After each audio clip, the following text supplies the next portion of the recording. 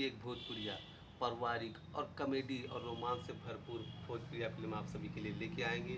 तो लेके आ गए हैं, जिसका नाम है बहू घर प्रवेश।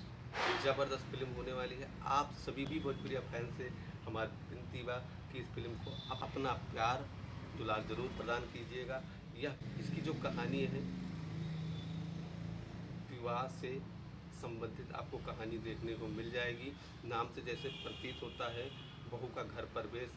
घर प्रवेश होते ही क्या सास बहू के आद भावनिक कहानियाँ आपको देखने को मिल जाएंगी। यह एक भोजपुरी ज़बरदस्त पारिवारिक फिल्म है। आप सभी भोजपुरिया इस फिल्म को देखना बिल्कुल भी ना भूलिएगा। न्यू फिल्म अगर आप देखना चाहते हैं तो हमारे कृष न्यूज भोजपुरी चैनल को अभी सब्सक्राइब कर दीजिएगा। आपके लिए ऐसी न्यू भोजपुरी फिल्म में लाता रहूँगा। नई भोजपुरी मसालेदार और धमाकेदार फिल्में देखने के लिए हमारे कृष न्यूज भोजपुरी चैनल को सब्सक्राइब करना भी बिल्कुल ना भूलिएगा।